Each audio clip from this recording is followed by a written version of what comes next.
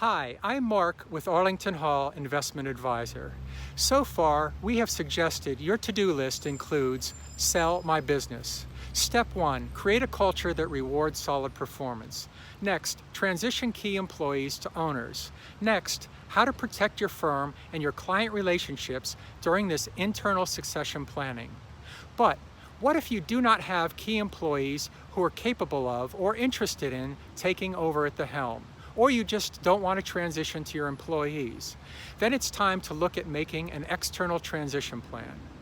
Let's recall the internal succession plan to gather ideas for external transition. An internal succession plan includes a well-crafted compensation plan, a well-drafted shareholders agreement or operating agreement addressing the terms and the conditions for the ownership, the disposition of or succession of ownership interests upon the occurrence of various events such as the admittance of new owners, regulatory disqualification, death, disability, retirement, and termination of employment. What is an external transition plan? It's selling your firm to preserve relationships between your firm's clients and the employees who serve them. Any firm that fails to do so risks losing client relationships to departing employees at the very time it seeks to sell to a third party. The acquiring firm will want to ensure that it protects its newly acquired client relationships from interference by the seller and key employees. A restrictive covenant agreement is a must. As is the case with internal transitions, both firms can avoid the risk of losing client relationships to departing employees by requiring employees to sign a restrictive covenant agreement. The primary purpose of this document is to prohibit or restrict an individual's ability to divert client accounts from your firm upon termination of employment, whether voluntary or otherwise. So let's examine the external transition process. 1, a confidentiality agreement. 2, a letter of intent. 3, a purchase agreement. A stock sale versus an asset sale. Which should you use for your purchase agreement? Liability and tax issues will drive the decision, especially with C corporations. In an asset sale, your firm is selling certain assets and specific liabilities to the buyer. The assets and liabilities that are not sold and are retained by your firm to be disposed of as desired by your shareholders. Stock sales are structured so that your shareholders sell the shares of the firm to the acquirer. Certain assets may be transferred out of the firm or redeemed by your selling shareholders immediately prior to the sale. So what's better, a stock sale or an asset sale? As a rule of thumb, a seller usually prefers a stock sale to an asset sale. On the other hand, a buyer usually prefers an asset sale to a stock sale. In an asset sale, the buyer has the ability to acquire assets only without assuming any liabilities of the sale. Thus, there are fewer risk management issues to contend with, such as contingent liabilities of the firm. The buyer can also pick and choose which assets to acquire. The buyer can immediately step up the basis in the assets acquired to their fair market value. The buyer cannot immediately expense the purchase price in the year of the sale. In a stock sale, the seller is transferring title to stock certificates rather than transferring title to each asset in the firm.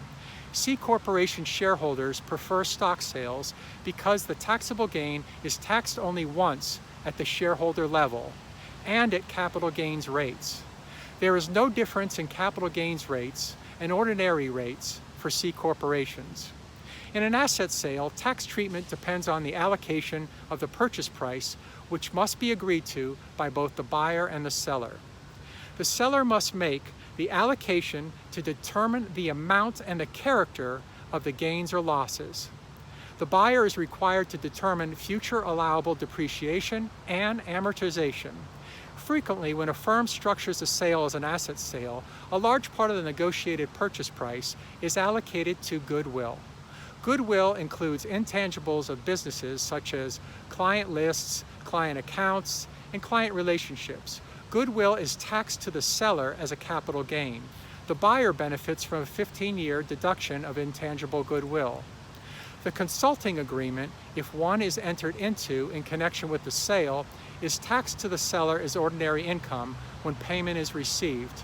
and the buyer is able to immediately expense the payments.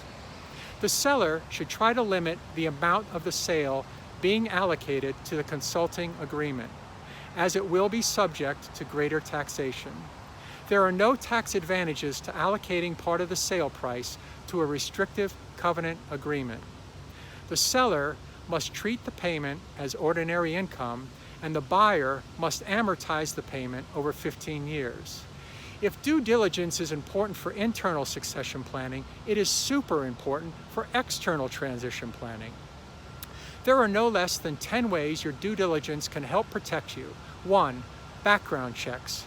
As part of this process, interested parties should disclose any disciplinary history. 2. Review of regulatory filings, including federal filings and state filings, to confirm that they are current and in good standing. 3. Obtainment of the corresponding good standing certificates. 4. If necessary, review current client agreements. Execute by clients. 5. Review a cross-sample of client files. 6. Review policies and procedures. 7. Review past and current financial statements. 8. Review current and threatened client complaints and litigation matters. 9. Review current and prospective errors and admissions insurance requirements to determine if prior acts coverage is necessary. And 10. Depending on the size of the transaction, consider an on-site compliance review of the firm. Next, you should cover 7 issues related to regulations returning to the market that your firm competes in.